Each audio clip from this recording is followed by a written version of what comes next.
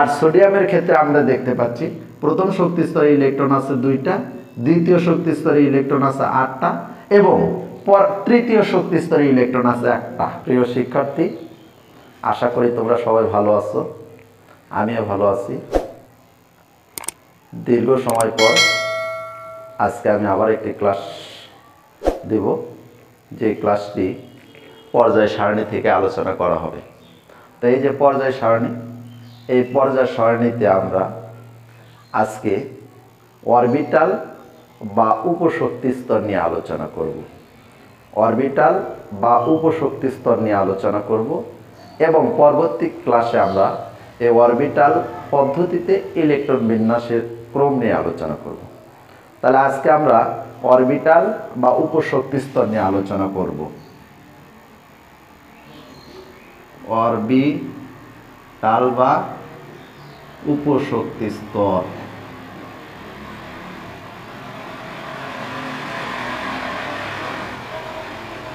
তো প্রথমে আমরা আলোচনা করব অরবিটাল বা উপশক্তি স্তর কাকে বলে। যেমন আমরা একটি মৌল নেব সোডিয়াম। আমরা জানি এই সোডিয়ামের পারমাণবিক সংখ্যা 11। এখন আমরা এই সোডিয়ামের ডায়াগ্রাম পদ্ধতিতে ইলেকট্রন বিন্যাস করব। তাহলে আমরা সোডিয়ামের যদি ডায়াগ্রাম পদ্ধতিতে ইলেকট্রন বিন্যাস করি, এটা হলো নিউক্লিয়াস, এটা প্রথম শক্তি স্তর, এটা দ্বিতীয় শক্তি স্তর, এটা তৃতীয় শক্তি স্তর। তাহলে প্রথম শক্তি স্তরে আমার ইলেকট্রন থাকে 2টা, পরের শক্তি স্তরে ইলেকট্রন থাকে আমার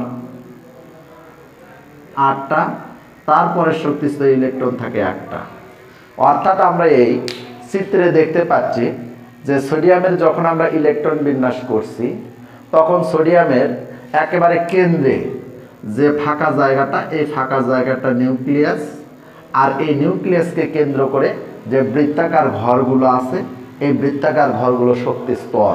তাহলে আমরা এখানে দেখতে পাচ্ছি প্রথম শক্তি স্তর, দ্বিতীয় শক্তি স্তর, তৃতীয় শক্তি স্তর। এই মিলে আমার সোডিয়ামের মোট ইলেকট্রন 11টি।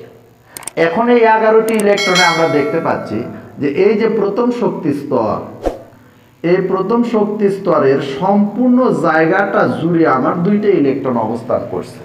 তাহলে এই যে সম্পূর্ণ শক্তি স্তরে আমার 2টা ইলেকট্রন থাকার কথা, আছে 2টা, কিন্তু এই 2টা ইলেকট্রন যত সামান্য একটা জায়গা দখল করে আছে, বাকি জায়গাগুলো ফাঁকা পড়ে আছে। তাহলে আমরা দেখতে পাচ্ছি প্রথম শক্তি স্তরে 2টা ইলেকট্রন থাকার কথা, 2টা ইলেকট্রনই আছে, কিন্তু এই 2টি ইলেকট্রন যত সামান্য একটা জায়গা দখল করে আছে, প্রথম শক্তি স্তরে বাকি জায়গাটা ফাঁকা পড়ে আছে। তো এই যে ইলেকট্রনটা বা ইলেকট্রন দ্বয় প্রথম শক্তি স্তরে যে জায়গাতে অবস্থান করছে, বা যে জায়গাটাতে থাকার সম্ভাবনা বেশি, বা যে জায়গাটাতে ইলেকট্রন মেঘের ঘনত্ব আমরা বেশি দেখতে পাচ্ছি, এই জায়গা কোনার নামই হলো উপশক্তি স্তর, বা এটাকে আমরা বলবো অরবিটাল। তাহলে আমরা আবারও বলে দিচ্ছি যে প্রথম শক্তি স্তরে 2টা ইলেকট্রন থাকার কথা, 2টা ইলেকট্রনই আছে, কিন্তু এই 2টা ইলেকট্রন এই প্রথম শক্তি স্তরে সামান্য এইটুকু জায়গায় অবস্থান করছে, বাকি জায়গাগুলো কি পড়ে আছে? ফাঁকা।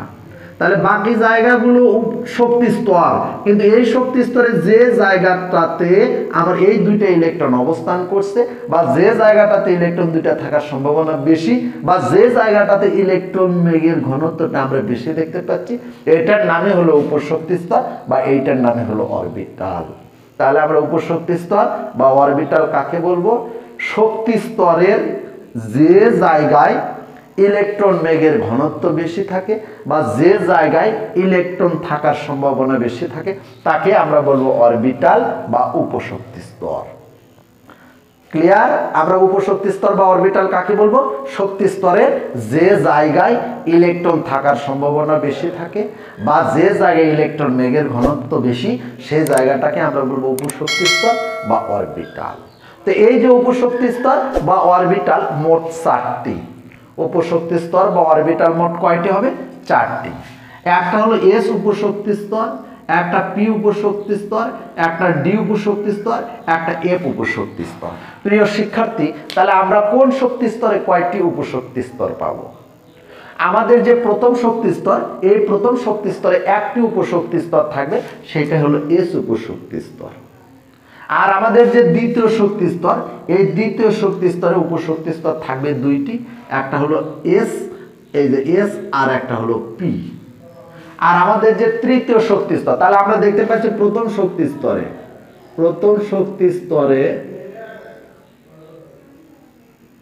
উপশক্তি স্তরে একটি, সেটা হলো এস। দ্বিতীয় শক্তি স্তরে উপশক্তি স্তর দুইটি, একটা হলো এস আর একটা পি। তৃতীয় শক্তি স্তরে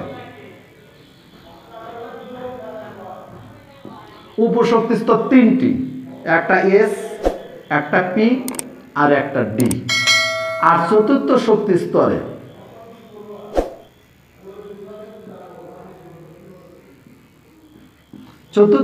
স্তরে কিংবা চতুর্থ শক্তি স্তরের পরের যে শক্তি স্তর আছে সেগুলোতে আমার উপশক্তি স্তর থাকবে চারটি, একটা এস, একটা পি, একটা ডি আর একটি এফ।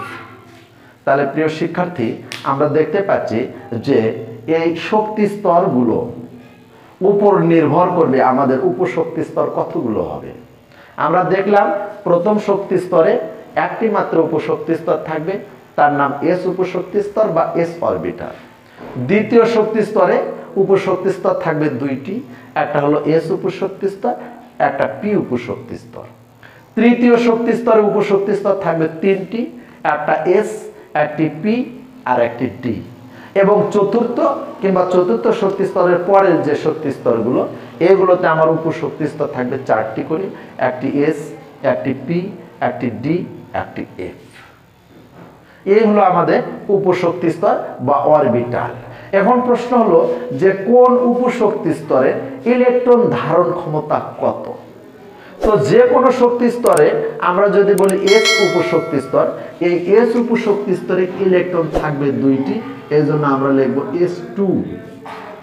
পি উপশক্তি স্তরে ইলেকট্রন থাকবে 6টি, এর জন্য আমরা লিখব P6।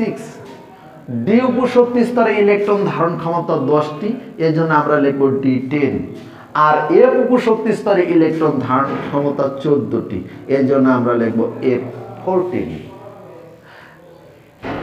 তাহলে আমরা দেখলাম কোন উপশক্তি স্তরে বা অরবিটরে কয়টি করে ইলেকট্রন থাকতে পারে। তাহলে আমরা কি দেখতে পেলাম, এস উপশক্তি স্তরের ইলেকট্রন ধারণ ক্ষমতা 2টি, এর জন্য আমরা লিখব S2।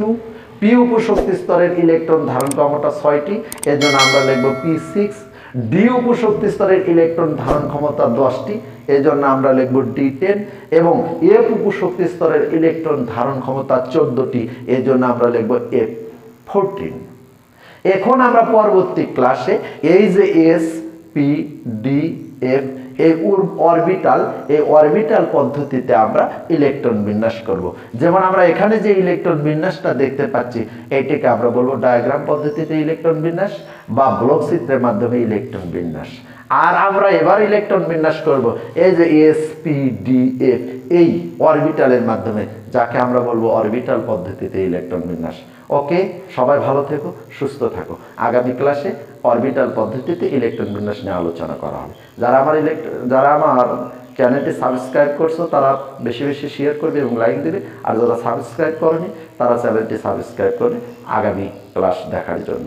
ধন্যবাদ সকলকে।